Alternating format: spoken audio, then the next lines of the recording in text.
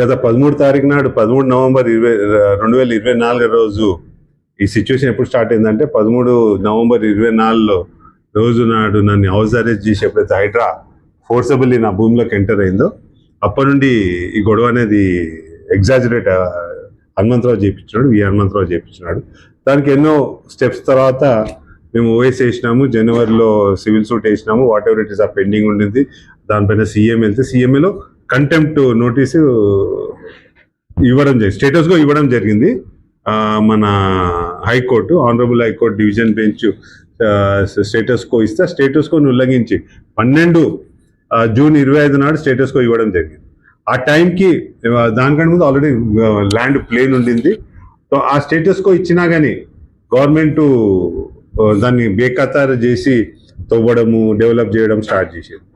అయితే ఆ స్టేటస్కో అప్పుడు ఏం చేసినారంటే గవర్నమెంట్ పక్కకు మా ఇల్లు ఇండియన్ కాకుండా స్టెప్స్ తీసుకుంటా కానీ కోర్టు నుండి పర్మిషన్ అడిగినారు. స్టేటస్కోని వేకేట్ పిటిషన్ వేయకుండా కానీ మోడిఫికేషన్ అడిగితే మేము కూడా సైలెంట్గా ఉన్నాం. ఎందుకంటే పక్క ఇంట్లోకి ఇండియన్ కాకుండా చేయాలనుకుంటే మేమెవరం, గవర్నమెంట్ ఏదైనా వాళ్ళు స్టెప్స్ తీసుకోవచ్చు కదా అని అనుకుంటే కోర్టు కూడా అదే పక్క వాళ్ళు ఇంకొకటి మాట ఏమి ఇచ్చినారంటే అపలెంట్ రైట్స్ ఏవైతే సీఎంఏలో నేను నా ల్యాండ్ రైట్స్ ఉన్నాయో నాకు ఎఫెక్ట్ కాకుండా సీఎంఏ నా ల్యాండ్ని ఎఫెక్ట్ కాకుండా మేము పక్కింట్లేదే మేము ఇండియన్ కాకుండా తీసుకుంటామంటే కోర్టు అదే అండర్టేకింగ్ నోట్ చేసి కోర్టు కూడా ఆర్డర్ కూడా ఇచ్చింది.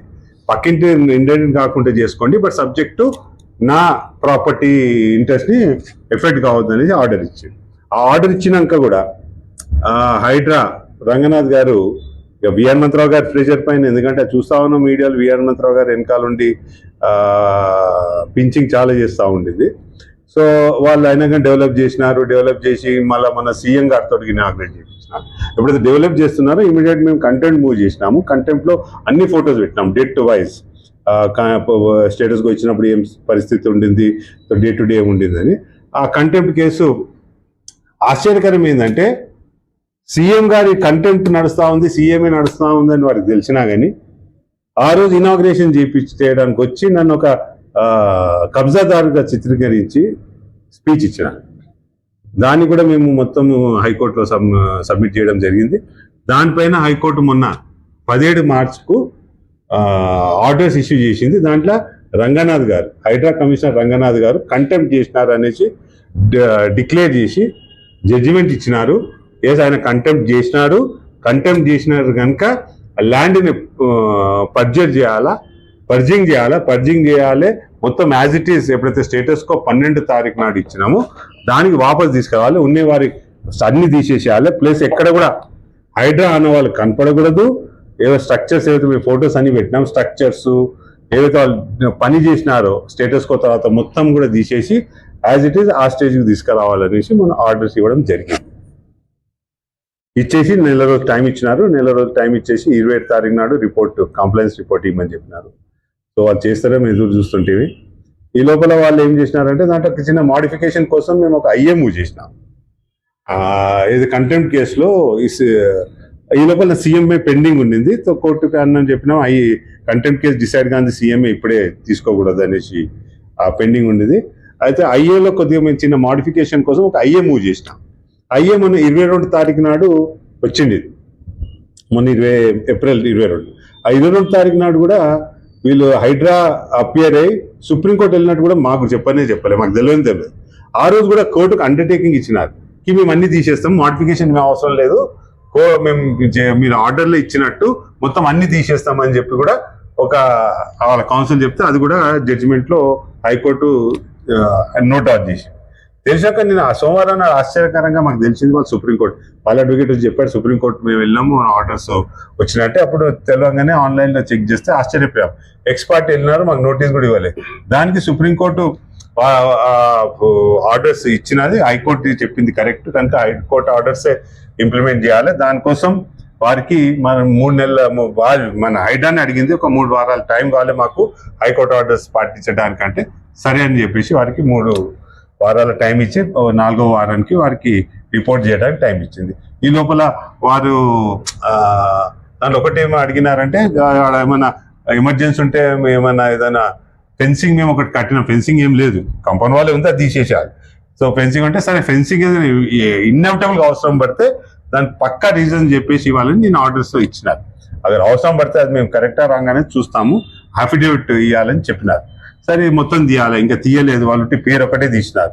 కానీ మొత్తం స్ట్రక్చర్ ఏదైతే జూన్ 20 ఉండేనో అలా మా వాపస్ తీసుకురావాల్సిన బాధ్యత వాళ్ళ హైడ్రాక్ ఉన్నది, వాళ్ళు చేయాలి. మేము ఆర్డినరీ నాగర్ సిటిజన్ ఉండి మేము we're following law of land.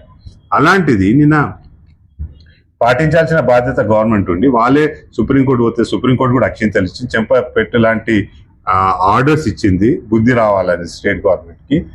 ఇలా మేము వెయిట్ చేస్తుంటే నేను హనుమంతరావు ఒక పెద్ద హాస్యాస్పదం. ఒకట ఇన్కంబెంట్ సెంట్రల్ గవర్నమెంట్లో ఏదైతే లాని తీసుకొచ్చే పార్లమెంట్లో ఉన్న పార్టీ బీజేపీ, ఒకప్పుడు రాజ్యసభలో కూర్చున్న వి హనుమంతరావు, లా అంటే ఏందో వాళ్ళకి తెలిసిన వీళ్ళిద్దరు ఇంకా లెఫ్ట్ పార్టీ అట. వీళ్ళు ధర్నా కూర్చొని ఏం సుప్రీంకోర్టు ఆర్డర్ ఇచ్చినాక వీళ్ళు ఎందుకు ధర్నా కూర్చున్నారన్నది భగవంతుని తెలుసు, వాళ్ళకే చెప్పాలి. ఇంకొకటి ఇవాళ ఆయన చుట్టూ హనుమంతరావు చుట్టూ కూర్చున్న ఆయన చెంచాలందరూ, దాంట్లో మహేందర్ కూడా ఉన్నాడు అనుకుంటా.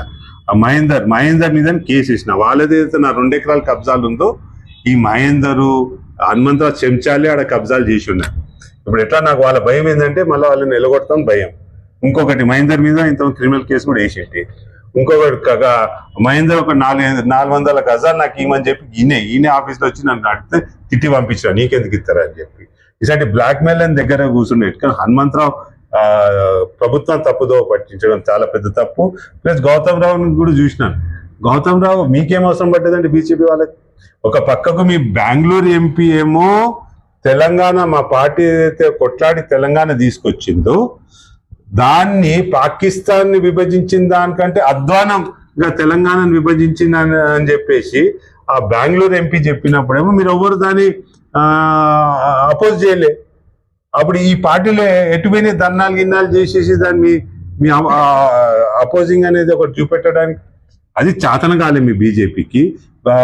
సెంట్రల్ నుండి ఫండ్స్ ఒకటి రావట్లేదని తీసుకురావడానికి ఒక అజిటేట్ చేయాల్సిన అవసరం ఉన్నా కానీ చేయకుండా కూర్చున్నారు. దీన్ని బట్టి తెలుస్తా ఉంది బీజేపీ కాంగ్రెస్ ఒకటేనా. ఇంకొకటి బీజేపీ కార్పొరేటర్లు అందరు కూర్చున్నారు. దేని కూర్చున్నారని మీకు బీజేపీ వాళ్ళు? మీరు ఒక్కొక్కటి మీరు నల్లకుంట డివిజన్ లో చూపెట్టమంటారా, కాచిగూడ డివిజన్ లో చూపెట్టమంటారా? ఇప్పుడు కాచిగూడ డివిజన్ లో ఆ కేశవ జూనియర్ కాలేజ్ అని ఒకటి భర్తపుర సింహన్ దగ్గర పెద్దది కట్టినారు. దాని పిల్లల కాలేజ్కి ఇచ్చినారు. చుట్టూరు సెట్ బ్యాక్ లేదు, ఫైర్ ఇంజిన్ పోగలుగుతుందా అంటే దాని చుట్టూరా. ఇప్పుడు రంగనాథ్ గారిని డిమాండ్ చేస్తా ఉన్నాను, ఈ బిల్డింగ్స్ మీరు వెరిఫై చేసి కరెక్ట్ లేకపోతే ఇంతకుముందు వేరే బిల్డింగ్స్ కూలగొట్టారు మీరు. ఇప్పుడు గౌతమ్ రావు గారికి సంబంధించిన బిల్డింగ్ అని నాకు తెలిసింది, ఎంత నిజం అనేది ఒక రికార్డ్ స్టేజ్. రంగనాథన్ గారిని నేను ఛాలెంజ్ చేస్తున్నాను, బీజేపీకి చేతనైతే ఆ బిల్డింగ్ దగ్గర రంగనాథ్ గారిని రమ్మనండి.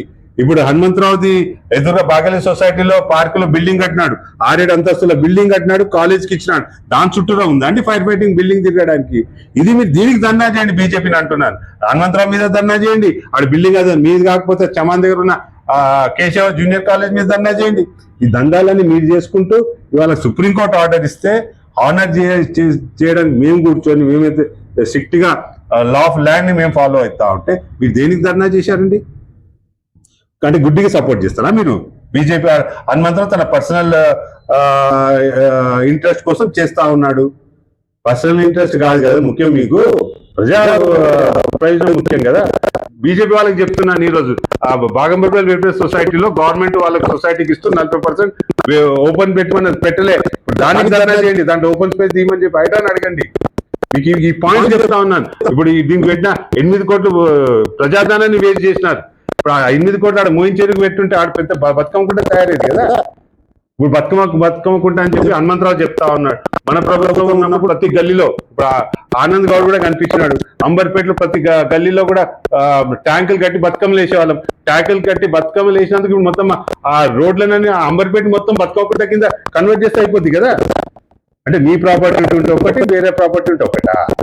సాడిజం కాదు గవర్నెన్స్ చేయాల్సింది. ప్రజాప్రతినిధి అయితే ప్రజలకు న్యాయం చేయాల్సిన బాధ్యత ప్రతి ఒక్క ప్రజాప్రతినిధికి ఉంటుంది, ప్రజా రిప్రజెంటేటివ్ ఉంటుంది. మీరేదో హనుమంతరావు చెప్పిండని మీరేంటంటే రావడం? మీకు ఏం తెలుసని ఈ ల్యాండ్ స్టోరీ గురించి? జ్యుడిషియల్ లో ఉందా? కానీ మీకు అంతర్కి ఇంట్రెస్ట్ అంటే మీరు పోయి ఇంప్లీడ్ కండి, కేసులో ఇంప్లీడ్ కండి. ఆ కంటెంప్ట్ మీరు కూడా వస్తారు కదా. ఆ కంటెంప్ట్ లో ఇంకోటి మర్చిపోతున్నారు హనుమంతరావు అండ్ మిగతా టీం. అగర్ నా ల్యాండ్ జోలీలోకి వస్తే ఈవెన్ థర్డ్ పార్టీ అగేన్స్ట్ కూడా అదే కంటెంప్ట్ కేసులో even third parties can become contempters. మీకు ఏమైనా గ్రీవియన్స్ ఉంటే మీరు జ్యుడిషియరీ ఉంది, లా ఎవరు తీసుకోలేరు. ఇవాళ రంగనాథ్ గారు కూడా ఈ cannot take any law in his hand, only can represent government govern over the democratic principles. అందుకే తీవ్రంగా నేను ఖండిస్తున్నాను. హనుమంతరావు గారు నిన్న చేసిన ధర్నాకి నిజంగా హాస్యాస్పదము, ఇది తప్పు. ఇది అందరైనా కానీ చెంచాలను సపోర్ట్ చేస్తున్నారు మాత్రం నేను చెప్తా ఉన్నాను.